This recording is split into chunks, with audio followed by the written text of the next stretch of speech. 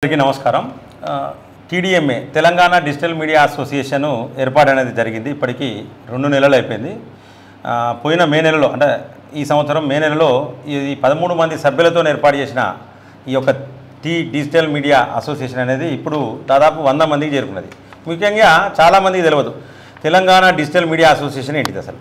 ఎందుకంటే digital media association అనేది YouTube channel నడుపుకునే యూట్యూబ్ డిజిటల్ మీడియా జర్నలిస్టుల కోసము, వాళ్ళ ఛానళ్ళ కోసము, అలాగే కొంతమంది ఈ పేపర్ నడుపుకుంటారు, అంటే డిజిటల్ పేపర్ నడుపుకుంటారు. సో వాళ్ళ కోసము పెట్టిందే ఈ యొక్క డిజిటల్ మీడియా అసోసియేషన్. సో ఇది తెలంగాణ రాష్ట్రంలో ఉన్న యూట్యూబ్ ఛానల్ నడుపుకునే, అంటే వార్తలు నడిపే యూట్యూబ్ ఛానల్ నడుపుకునే వాళ్ళు, అలాగే ఈ యొక్క ఈ పేపర్ నడుపుకునే వాళ్ళందరూ కూడా ఇందులో సభ్యులుగా ఉంటారు. సో ఇది 13 మందితోని స్టార్ట్ అయిన ఈ యొక్క అసోసియేషను ఈ రోజు వరకు దాదాపు 100కు పైగా మంది అసోసియేషన్కి వచ్చారు. ఈ సందర్భంలో నన్ను కొత్త అధ్యక్షునిగా పుప్పాల రజనీకాంత్ నన్ను పొలిటికల్ వైబ్స్ న్యూస్ ఛానల్ నాది. సో నన్ను కొత్త అధ్యక్షుడిగా ఎన్నుకున్నందుకు అందరికి కూడా పేరున శిరస్సు వంచి ధన్యవాదాలు తెలియజేస్తా ఉన్నా. ముఖ్యంగా ఏంటంటే ఈ యొక్క అసోసియేషన్ ముఖ్య ఉద్దేశాలు ఏంటి అనేది నేను ఈ యొక్క వీడియోలో చెప్తున్నా. దీంట్లో ఏంటంటే యూట్యూబ్ ఛానల్ నడుపుకునే వాళ్ళు, ఈ పేపర్లు నడుపుకునే వాళ్ళు సభ్యులుగా ఉంటారు. అలాగే దీంట్లో భద్రత అనేది ఫస్ట్ ప్రియారిటీగా భద్రత అనేది తీసుకున్నాము. అంటే ఏ ఒక్క యూట్యూబ్ ఛానల్ నడుపుకునే డిజిటల్ మీడియా జర్నలిస్టును కానీ, ఈ పేపర్ నడుపుకునే జర్నలిస్టు మీద కానీ దాడులు జరిగినా, అక్రమమైన కేసులు పెట్టినా కూడా ఖచ్చితంగా ఈ యొక్క అసోసియేషన్లో ఉన్న ప్రతి ఛానల్, ప్రతి పేపర్ కూడా ఖచ్చితంగా స్పందిస్తుంది. వాళ్ళకు న్యాయం జరిగేంత వరకు పోరాటం చేస్తుంది. ఇది నెంబర్ 1 పాయింట్.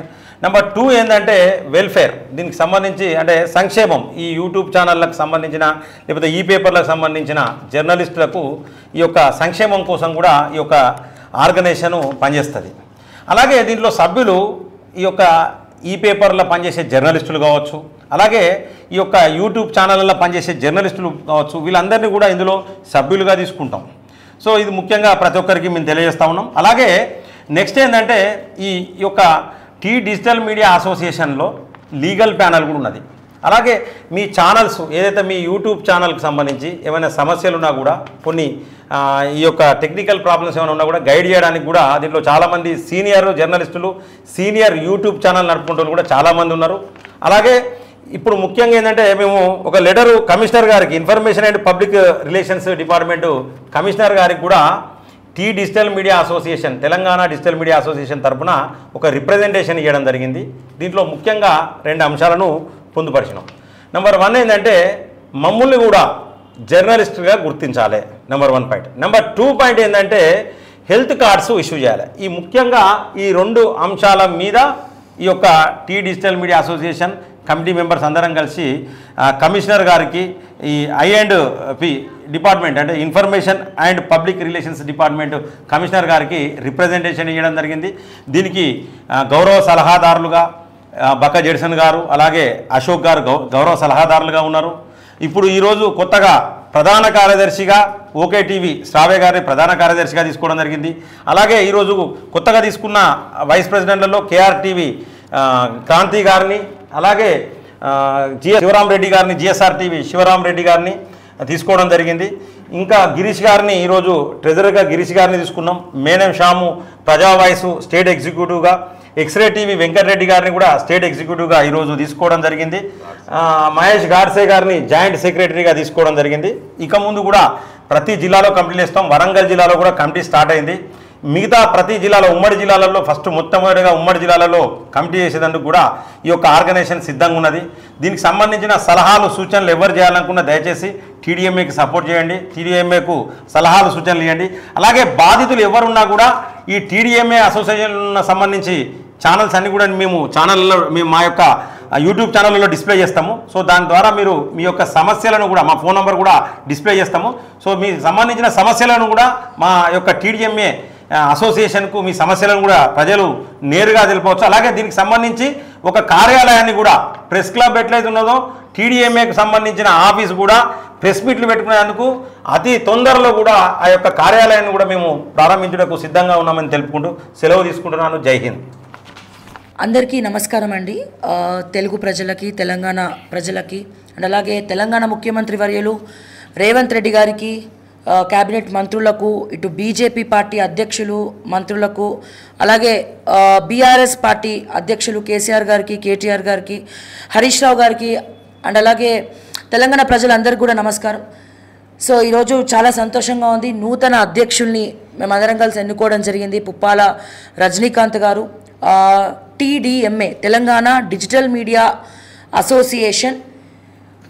దీని అర్థం ఒకటి TDMA అసోసియేషన్ డిజిటల్ మీడియా యొక్క క్షేమం ప్లస్ సంక్షేమం, ఈ రెండే మా ఆయుధాలు.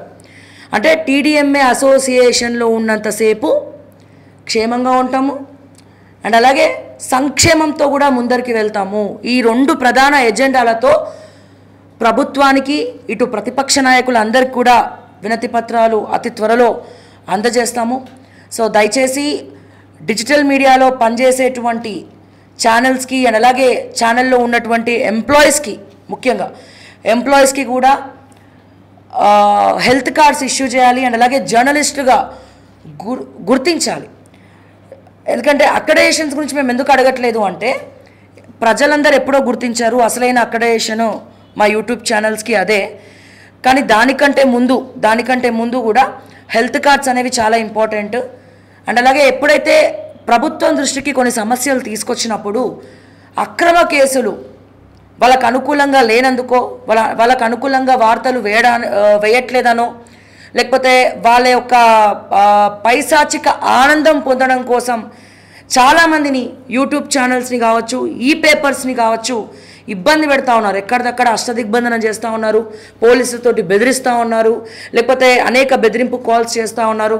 సో ముఖ్యంగా వాళ్ళందరికంటే ముందు TDMA అసోసియేషన్ ముందుండి ఇవన్నీ కూడా ఎదుర్కోబోతుంది ఇక ముందర అని మరొక్కసారి తెలియజేస్తూ, దయచేసి అతి త్వరలో ముఖ్యమంత్రి గారిని కూడా కలుస్తాము అండ్ అలాగే INPR మంత్రి గారిని అండ్ అలాగే కమిషనర్ గారిని, ప్రతిపక్ష నాయకులందరినీ కూడా కలిసి వినతి పత్రాలు ఇస్తాము. సో దయచేసి మా సంక్షేమం గురించి మీరు కూడా ఆలోచించాలి అని చెప్పి మరొకసారి తెలియజేస్తూ థ్యాంక్స్ అండి. అందరికీ నమస్కారం. ఈరోజు స్టేట్ ఎగ్జిక్యూటివ్ మీటింగ్ అయింది. అందులో ప్రెసిడెంట్, జనరల్ సెక్రటరీ, ట్రెజరర్ మరియు ఎగ్జిక్యూటివ్ మెంబర్స్గా దాదాపు ఇప్పటికీ 100 మంది సభ్యులు TDMAలో వచ్చిండ్రు. ఖచ్చితంగా మేము ఈ ఆర్గనైజేషన్ ఏవైతే ఎక్స్పెక్టేషన్స్ ఉన్నాయో ఆ ఎక్స్పెక్టేషన్ ఖచ్చితంగా రీచ్ అవుతామని చెప్పి తెలియజేసుకుంటున్నాం.